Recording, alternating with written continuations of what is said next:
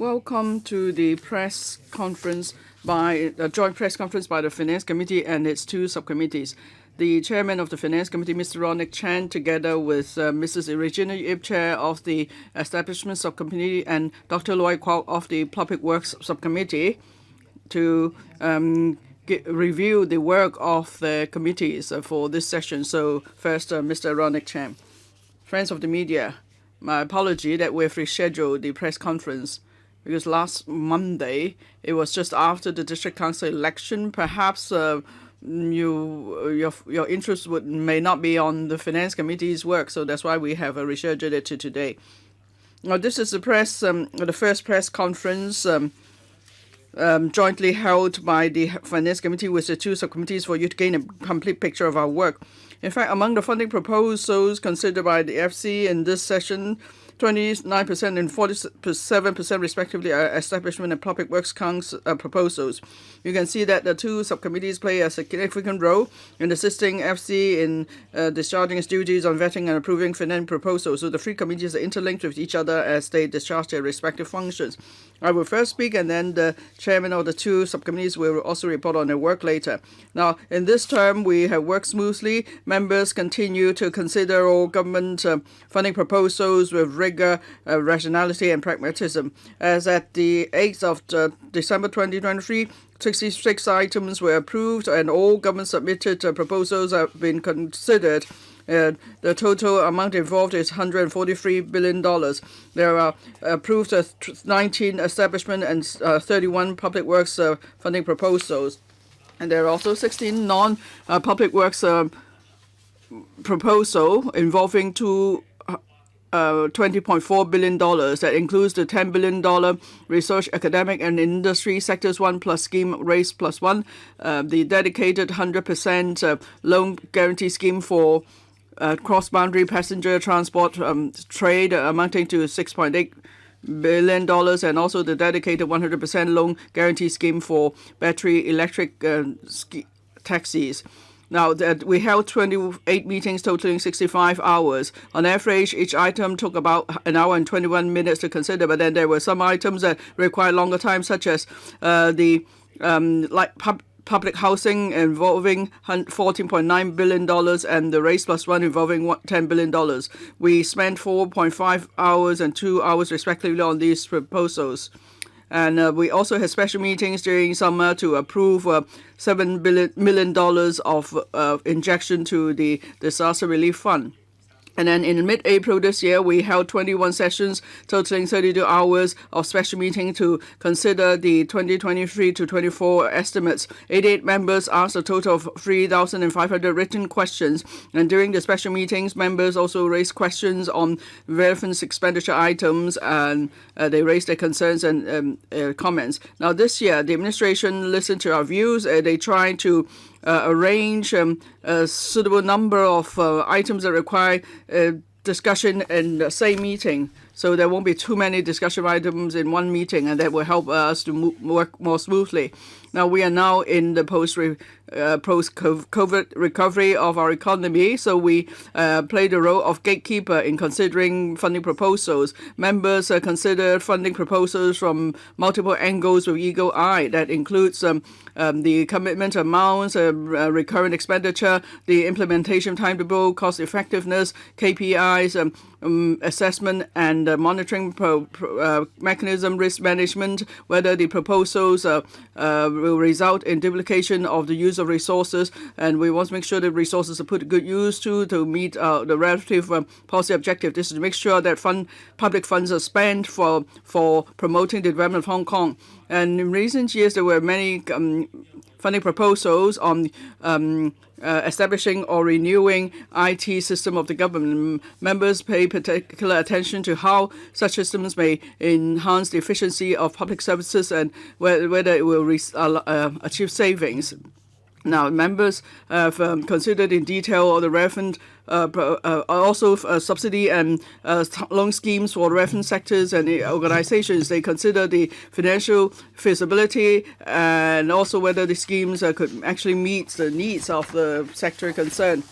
Now, we considered 50 establishment and public works proposals, there was further discussion for 6 items. 5 items were on the recommendation of the 2 subcommittees. That's why we had further discussion. And then this year, we've also put to use the mechanism for members to overturn recommendations of subcommittees for further discussion of items. There were 2 applications. One was rejected, the other was supported. That shows that if members see the need for further discussion, they could ask to do so through the mechanism. Now, as to whether there's need to adjust the mechanism, I have talked to different parties and groups through various channels. The mainstream view is that we should observe the work of the mechanism further before we review it. And then there are often views that on establishment and public works proposals, the Finance Committee often did not conduct further discussion, and items were put to a vote. Well, I hope members of the public will realize that usually government proposals are first considered by panels on policy matters, and then the matters would be considered carefully by the establishment and the public works subcommittees, and then members may ask for supplementary information. For example, this session, the 2 subcommittees asked for 50 different supplementary documents, and then the reference officials would also meet with members who've expressed concerns to explain the policy further, the matter further to them. So members may have therefore have enough information to go by in making a decision. That's why some of the establishment of public works proposals need not be discussed further at the Finance Committee. I note that there are views that some FC members did not speak during meetings. I'd like to make 4 points here. First, some of the items were already discussed by the reference subcommittees, and for members who are both in subcommittees and finance committees may choose not to repeat their questions, or maybe an item been fully discussed, so they won't speak just for the sake of speaking. And also for members with group or party affiliation, they may be assigned different roles at the 2 subcommittees and the Finance Committee, and also members in the same party may cover for each other at different meetings so that they could work more efficiently and cover a comprehensive scope of issues.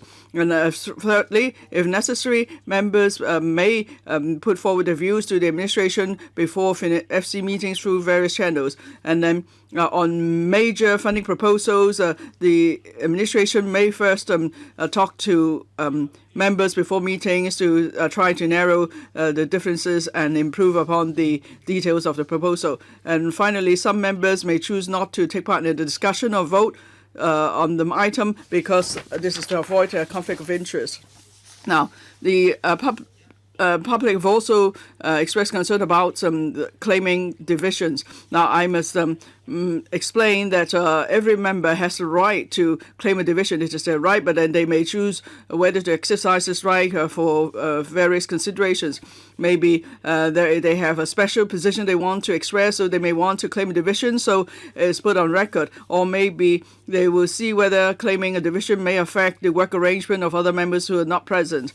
I'm glad to see that there is much interest in the work of the Finance Committee by the public. So perhaps through this press conference, I have explained in greater detail and in more concrete terms about our work. I hope then you will understand better how the Finance Committee and the 2 subcommittees work together to make sure we work with great efficiency. Now I invite the 2 subcommittee chairmen to report their work. First, Mrs. Regina Ip. Thank you. Thank you, Chairman of the Finance Committee, for giving us this opportunity to report to you on the work of the Establishment Subcommittee, ESC. In this session, we considered and approved 19 establishment proposals. All these proposals were also approved by the Finance Committee. Now, for post-creation proposals, that's to meet the policy initiatives of the Chief Executive. For example, promoting industrial and science and technological development, Chinese medicine development, setting up the Civil Service College, strengthening regulation of residential care homes, and so on. So we have approved the creation of 11 permanent posts, including 4 posts for the Civil Service College. We've also approved the creation of 16 time-limited supernumerary posts and 2 time-limited non-civil service posts. They have all to do with competing for enterprises and talents. We've also retained or recreated 9 time-limited supernumerary posts. For example, 3 of such posts are for continuing the monitoring and support for the West Kowloon Cultural District project. We held 14 meetings totaling about 29 hours. 4 of the meetings were special meetings held before the summer break. On average, we spent about 1.5 hours on each item. Members were active in asking questions. They asked about the rationale of creating a post and whether the post should be permanent or supernumerary and whether the rank is appropriate. And then they also considered the division of labor and KPI and so on. So members asked questions on all these details. Now, I've checked the record compared to 2022. The number of meetings in 2023 was higher with a longer duration in total in 23 compared to 2022. And then also we spent more time on each item in 2023 than in 2022. So you see that members worked very hard to perform the duties. In the coming year, I believe the subcommittee will continue to work diligently and carefully in considering government's proposals. Thank you. They will also be asking them questions on details. Thank you. Now, Dr. Lo Wai-kwok, the chairman of the Public Works Subcommittee, will speak. Thank you, Chairman of the Finance Committee. Friends of the media, I'm pleased to be able to share with you the work of the Public Works Subcommittee, or PWSC, over the past year. Infrastructure is a bread and butter issue that includes building public housing, developing a new metropolis, rebuilding hospitals, improving transport networks, and making our city a better place, etc. The government is committed to investing in infrastructure to lay a solid foundation for socioeconomic development. This will boost Hong Kong's long-term competitiveness and improve people's quality of life. Last financial year, that is 2022 to 23, the government's actual expenditure in infrastructure reached $87.6 billion. During this legislative session, the PWSC scrutinized 35 funding proposals on public works involving $132.8 billion in total funding. 31 such proposals have been approved by the Finance Committee involving $122.6 billion. This means there are items passed by the PWSC but have yet to be approved by the FC. I believe they will reach the FC soon. Friends of the media can look up the PWSC's webpage for a list of such proposals. Among the proposals passed by the PWSC, those involving the largest amount of funding had to do with healthcare. There were 3 such proposals involving about $51.3 billion, mainly about redeveloping or expanding hospitals and a teaching research complex. Proposals involving the second largest amount of funding had to do with land and housing. There were 9 such proposals involving about $27.1 billion. This shows the government's commitment to improving healthcare and resolve to boost land and housing supply.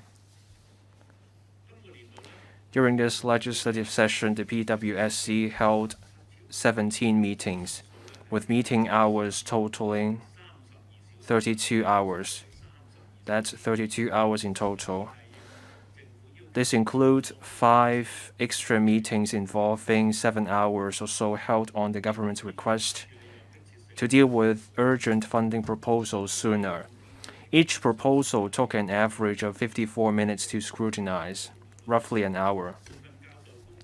On some items that attracted public attention, such as light public housing, the PWSC spent over 2 hours on an in-depth discussion. Public works often involve huge expenditure. This means hundreds of millions of dollars is at stake for every decision. That makes the PWSC's work so important. For this reason, the PWSC exercised great care in examining funding proposals. Members paid close attention to project costs.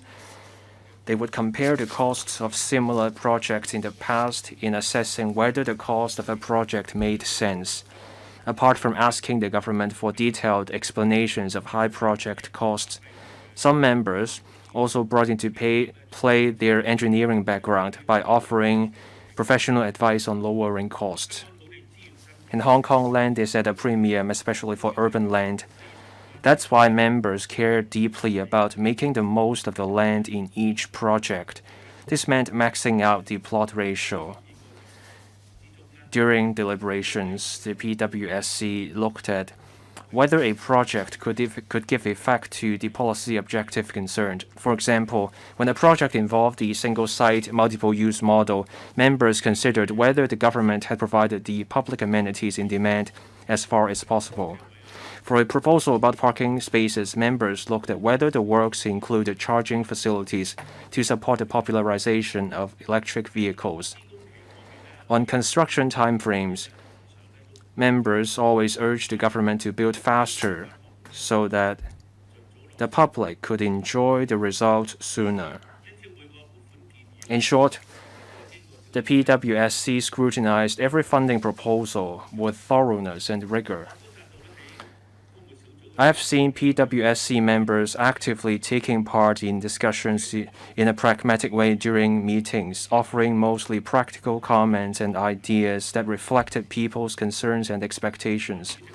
As the chairman, I had to ensure efficiency and focus on the works during deliberations. That's why I reminded members from time to time to follow up broader policy matters at relevant panel meetings instead. Meanwhile, I also raised general questions during discussions, such as whether some long-standing planning standards were out of date, and urged the government to actively review the matters and devise improvement plans. Members of the PWSC also visited construction sites to learn about the progress of some large and representative works projects. During this legislative session, members visited the Shatin sewage treatment works in a cavern at Nui Po Shan, the Kai-Tak Sports Park, and I-Park 1 on an artificial island in the Sea of Shek Ku Chau. Members visited those sites to learn about the progress and challenges of the works.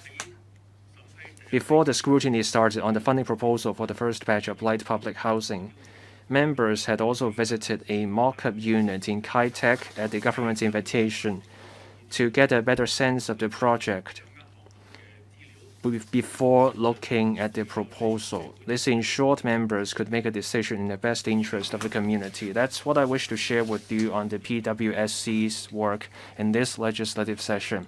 Last but not least, I want to take this opportunity to thank Mr. Tony Tse, the Deputy Chairman, who was with us at this meeting, for his assistance. I now give the floor to the Chairman of the FC. Thank you. Thank you, Dr. Low Wai Kwok.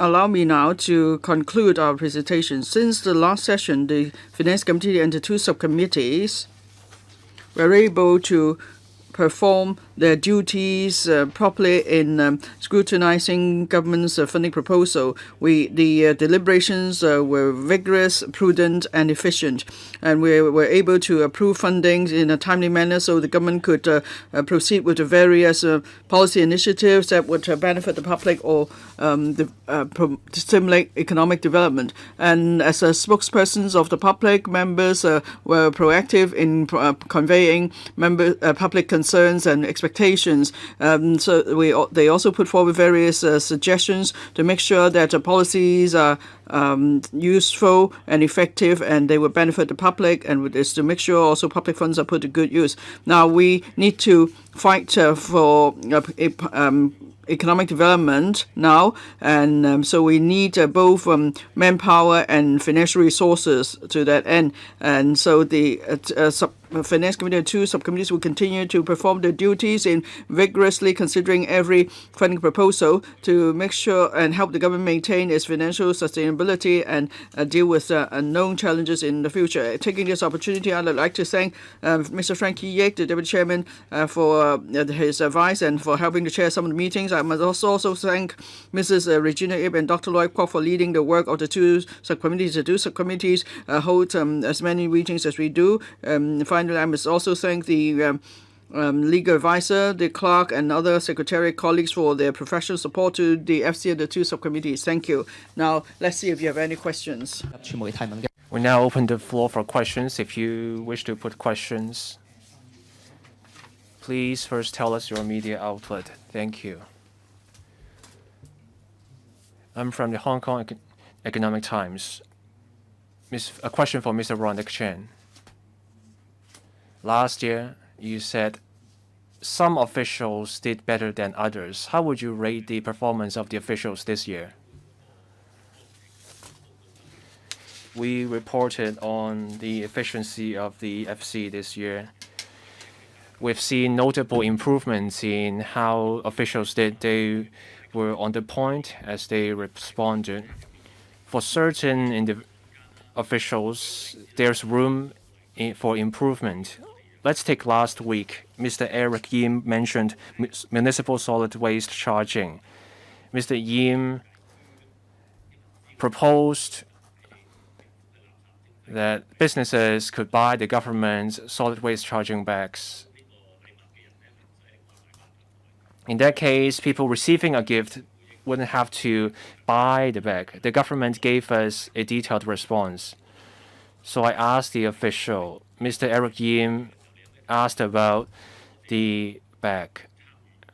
The official said they wouldn't get involved. I said it's okay to encourage the businesses to do this. From this example, you can see that some officials didn't join FC meetings often. With more experience, they could give us better responses. Thank you. Questions from other journalists?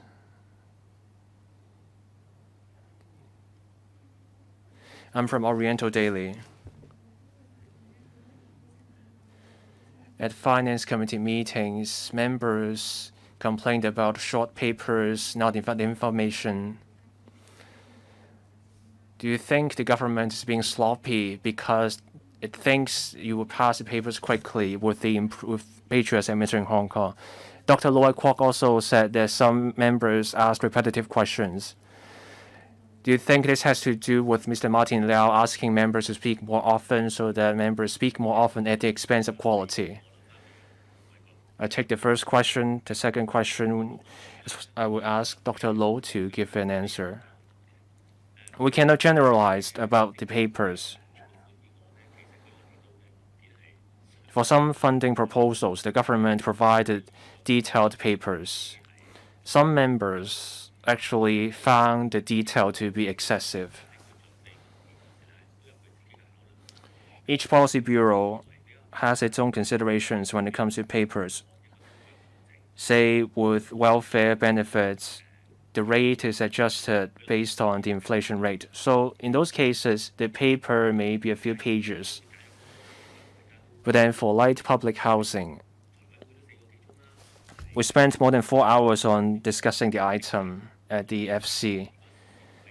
At the panel meeting, another 4 hours was spent on discussion. The government gave us detailed papers, extensive information. Now, whether members are happy with the information, that's another question.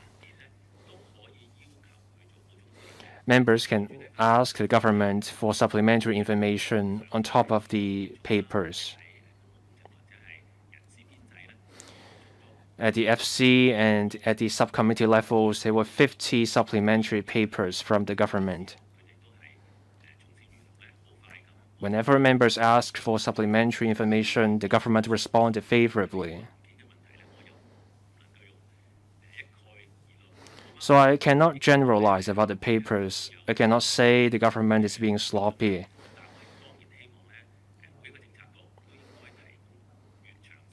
I hope each policy bureau can provide detailed papers. The more detailed, the better, instead of having members ask for detailed information at the meeting. As for the next meeting, I will invite Dr. Low to give an answer.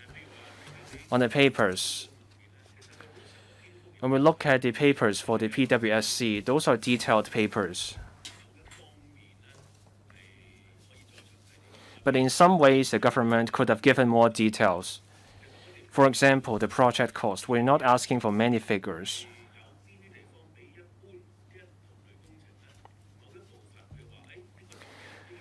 We want to find out about the portion and why a certain portion of a project costs more.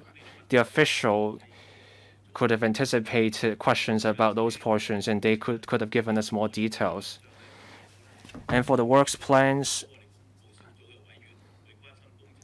the officials may have seen concerns coming on certain parts of the plan, so they could have given us more details. I'm not saying the government is being sloppy. I'm saying that with better preparation, the government can give us more detailed papers so that they can provide details without being asked to do so by us. So this is where officials can do better. On questions, at the PWSC meetings, members actively took part in asking questions. When members asked for details, I let members ask the questions. There's a chance that sometimes the questions tended to be repetitive. Members are busy. In a 2-hour meeting at the PWSC, not every member can be at the meeting for the whole duration. So as a chairman, I would remind members that certain questions were already answered, so the official could focus on answering the other part. So I don't think those are senseless questions. At PWSC meetings, members asked practical questions. But as the chairman, I have to keep an eye on the questions asked to ensure an efficient and in-depth discussion. Other questions? Anything to add from the FC chairman or the chairpersons from the subcommittees?